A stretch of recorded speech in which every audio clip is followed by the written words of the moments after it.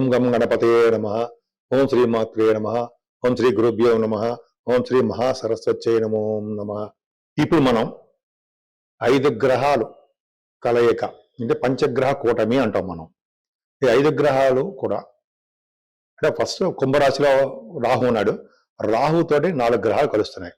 అంటే 5 గ్రహాలు కుంభరాశిలో 23 అనమాట. 23 ఫిబ్రవరి నుంచి 1 మార్చి వరకు కూడా ఈ 5 గ్రహాలు కుంభరాశిలో ఉంటాయి. సో 5 గ్రహాలకు పంచగ్రహ కూటమి కుంభరాశిలో 12 రాశుల వాళ్ళకి ఏ ఫలితాలు ఇస్తారు, ఎలా ఉంటాయో ఇప్పుడు మనం తెలుసుకుందాము. మీనరాశి, అమ్మ బాబాయ్, మీనరాశి వారికి 12వ భావంలో 5 గ్రహాల కలయిక ఘోరంగా ఉంది అని అనుకుంటాం. ఏమీ లేదు. ఎందుకంటే 9th హౌస్ లార్డ్ కుజుడు ఎక్కడున్నాడండి? 12వ భావంలో ఉన్నాడు. అవునా?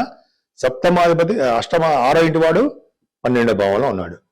శుక్రుడు 8వ ఇంటి వాడు 12వ భావంలో ఉన్నాడు. అంటే విపరీత రాజయోగంలో లేరా? ఉన్నారు. అంటే రవి శుక్రులు విపరీత రాజయోగంలో ఉన్నారు.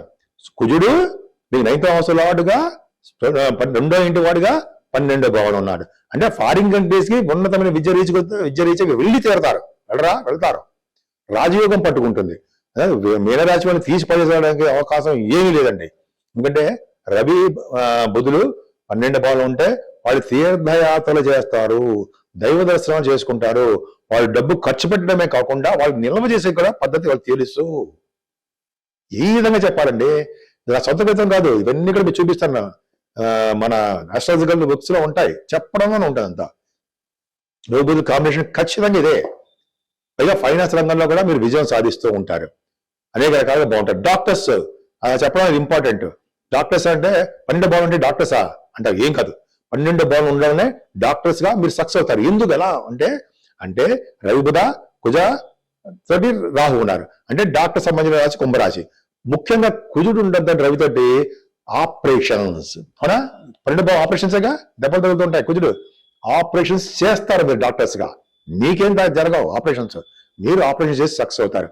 ఇంకా చెప్పాలంటే రవి కుజులు రాహువులు 12వ భావం ఉన్నారు కాబట్టి చిన్న దెబ్బలు తగలడము, అనారోగ్య సమస్యలు ఇవి చిన్న ఉంటాయి. కానీ వాళ్ళు మంచి యోగంలో ఇస్తున్నప్పుడు ఇవన్నీ పక్కకు పెట్టాల్సిందే. అంటే బ్యాడ్ ఇంపాక్ట్స్. సో విపరీత రాజ్యోగం చూసుకోవాలా, మనం బ్యాడ్ లో కూడా మంచి ఎత్తుకోవాలా. అంటే విపరీత రాజ్యోగం ఎవడిస్తాడు? రవి ఇస్తాడా? రవి అద్భుతంగా ఇస్తాడు, 6వ ఇంటి వాడుగా. అంతేకాకుండా 6వ ఇంటి వాడు 12వ భావంలో ఉన్నాడు, బ్రహ్మాండం. అంతేకాని అష్టమాధిపతి శుక్రుడు 12వ భావంలో ఉన్నాడు. కుజుడు 9th హౌస్ లార్డ్ 12వ భావంలో ఉన్నాడు. ఎంత బ్యూటిఫుల్ ఎరగదీస్తారంటారు సార్. అంతలా మీరు బ్రహ్మాండంగా ఉంటారు. ఏం భయపడాల్సిన అవసరం లేదండి. బ్రహ్మాండ 5 గ్రహాలు కలియక మీ అదృష్టం తోడవుతుంది. అంటే విదేశాలు వెళ్ళడము, తీర్థయాత్రలు చేయడము, దైవ దర్శనం చేసుకోవడము, ఎక్కువ డబ్బులు ఖర్చు పెట్టడము, మీ బిజినెస్ రీత్యా, మీ ఫ్రెండ్స్ రీత్యా మీకు ఎక్కువ డబ్బులు ఖర్చు పెడుతుంటారు. పెట్టండి. ఎంత ఖర్చు పెడితే అంత దానం వస్తూ ఉంటుంది. ఇది తెలియని విషయం కాదు. సో ఈ విధంగా ఏ రాశి వాళ్ళు కూడా భయపడాల్సిన అవసరం లేదు. 5 గ్రహాలు మంచే చేస్తారు. చెడులో కూడా మనం మంచి వెతుక్కుందాం, మంచే జరుగుతుంది. అందరికీ 12 రాశుల వారికి మనం ఈ 5 గ్రహాల కలయిక వల్ల కొద్దో గొప్ప కూడా చెడు ప్రభావం ఉంటుందండి. చెడు ప్రభావం అంటే మన పరిష్కార మార్గాలు పరిష్కారం చేసుకునేవే ఉంటాయి. అంతే తప్ప మనల్ని చంపేసేవి, మనల్ని హాస్పిటల్ చేసేసేవి ఏమీ ఉండవు. భయపడాల్సిన అవసరం లేదండి. మెయిన్ ఇంపార్టెంట్ ఏంటంటే మనకి 5 గ్రహాల కలయిక కొంతమందికి అష్టమ స్థానంలోను, కొంతమంది 12వ భావంలోను. మెయిన్ ఇంపార్టెంట్ ఇవే. అష్టమంలోను 12వ భావంలో ఉంటారు. ముఖ్యంగా రవి కుజులు 12వ భావంలోను అష్టమంలోను ఉండడం తప్పు. సో రాజకీయంగా కూడా అదే అనేక రకాలుగా మనకి ప్రాబ్లమ్స్ వస్తూ ఉంటాయి. కాబట్టి చిన్న పరిష్కార మార్గాలు ఏంటయ్యా అంటే కుజుడికి సంబంధించినటువంటి పూజలు చేసుకోవడము, సుబ్రహ్మణ్యేశ్వర స్వామి వారి ఆరాధన, సుబ్రహ్మణ్యేశ్వర స్వామి వారి అష్టోత్తరము, పాలతో అభిషేకాలు చేయడము. సుబ్రహ్మణ్య స్వామి వారికి అష్టమంలో ఉన్న 12వ భావంలో ఉన్న ఏ భావంలో 12వ భావంలో ఏ భావం ఉన్నా సరే సుబ్రహ్మణ్యేశ్వర స్వామి పూజించినవాడు ఎన్నిటికీ చెడిపోడు. అది గొప్ప అదృష్టం. ఆయనే కాపాడతాడు మనల్ని అనేక రకాలుగా. విద్య ఇస్తుంటాడు ఆయన, వివాహాలు చేస్తూ ఉంటాడు, అనారోగ్య సమస్యల నుంచి బయటపడేట్ చేస్తుంటాడు, కోర్టు సమస్యల నుంచి బయటపడేట్ చేస్తుంటాడు.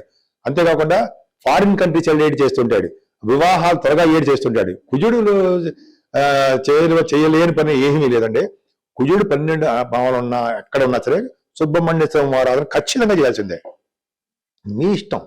కానీ స్వామివారికి పాలతోటి అభిషేకము మంగళవారం చేయడం వల్ల, అలాగే స్వామివారి దర్శనం చేసుకోవడం వల్ల, ఇంకా వీరుండి కొంతమంది 6 పుణ్యక్షేత్రాలు ఉన్నాయి సౌత్లో, అవి దర్శనం చేసుకోవడం వల్ల కూడా కుజుడి వల్ల వచ్చే దోషాలు చాలా మంది పరిహారమై శుభ ఫలితాలు ఇస్తాడు. పైగా రియల్ ఎస్టేట్ రంగంలోనూ, సాఫ్ట్వేర్ రంగ ఉద్యోగస్తులకి ఈ కుజ ప్రభావం ఉంటుంది కదా, ఉంటుందా?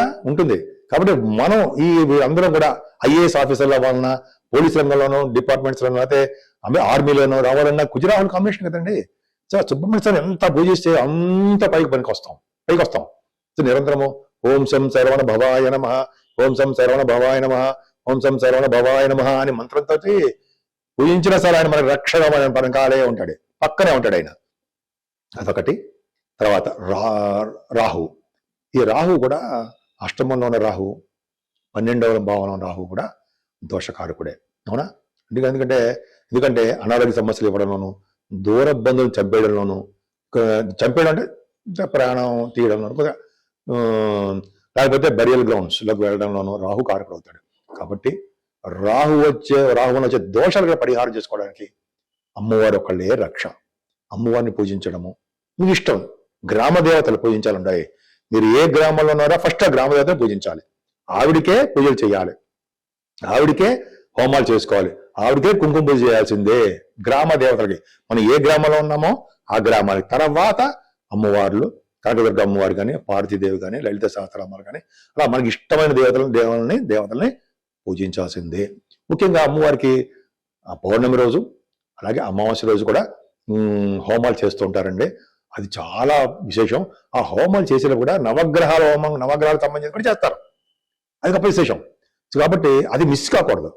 అంటే మన పేర్లు చేస్తే మన పేర్లని చేస్తూ ఉంటారు, మన గొడవలో, మన ఊళ్ళోనే చేస్తూ ఉంటారు. అది చేయించుకోవడం ఒకటి. అంతేకాకుండా సూర్య భగవానుడు నమస్కార ప్రియుడు, అలాగే ఆరోగ్య ప్రదాత, ఐశ్వర్య ప్రదాత కూడా సూర్య భగవానుడే. సూర్య భగవాన్ నమస్కారం చేయడం వలన, సూర్య భగవాన్ని ఆదిత్య హృదయంతో మనం పూజించడం వలన, పైగా మాఘమాసం అయిపోతుంది అనుకోండి, మాఘం పాల్గొనడం కూడా వచ్చేస్తుంది. చేయడం వలన, సూర్య భగవాన్ని ఎర్రని పుష్పాలతో పూజించడం వలన, అష్టోత్తరం చదవడం వలన, ఆదిత్య హృదయం చదవడం వలన, సూర్య భగవాన్ని ఎంత ప్రీతి చెందితే అంత మనల్ని ఆయన కాపాడుతాడు అన్నట్టుగా, సూర్య భగవానుడు లోకరక్షకుడు కదండి, సాక్షాత్ విష్ణు స్వరూపుడు ఆయన. సూర్య భగవాన్ని మనం నమస్కారపెట్టి పొద్దున లేచి స్వామివారి నమస్కారం చేసుకుంటే సంపూర్ణ ఆరోగ్యంగా ఉంటాం. సో ఈ సూర్య భగవాన్ ఆరాధన చేసుకోవడము, ఆదిత్య హృదయం చేయడము, సూర్య నమస్కారాలు చేయడం అదొకటి. 12 నామాలు ఉన్నాయి. ఆ 12 నామాలు స్వామివారిని పూజించడం వలన సో ఇవన్నీ జరుగుతాయండి, మంచి జరుగుతుంది. సో సూర్య భగవాన్ని, కుజుడిని, అమ్మవారిని, ఈ ముగ్గురిని కూడా మనం ఈ పంచగ్రహ కూటమిలో మనం పూజించాలి. అంతేనా? అంతేకాదండి, వెంకటేశ్వర స్వామివారిని, విష్ణువుని అంటే వెంకటేశ్వర స్వామివారిని, శివుడిని శివాభిషేకాలు చేసుకుంటూ, విష్ణు ఆరాధన చేసుకుంటూ ఉంటే సర్వదా ఆయన రక్షగా మనకు ఉంటారు. కాబట్టి ఈ 5 గ్రహాల వలన మంచికి మంచి పెరుగుతూ ఉంటుంది, చెడు తగ్గించి మంచి చేస్తారు. సో 12 రాసుల వాళ్ళు ఏమి బెంగ పెట్టుకోవాల్సిన అవసరం లేదు. కొన్ని రాసులకే బాగుంది, కొన్ని రాసులు బాగలేదని అవసరం ఏం లేదండి. అన్ని రాసుల వాళ్ళకి బాగుందనే నేను చెప్తాను. సో ఈ విధంగా మీకందరికీ కూడా బాగుండాలని, 12 రాసుల వాళ్ళకి ఈ 5 గ్రహాల కలయిక శుభాలు చేకూరాలని నేను మనస్ఫూర్తిగా కోరుకుంటున్నాను.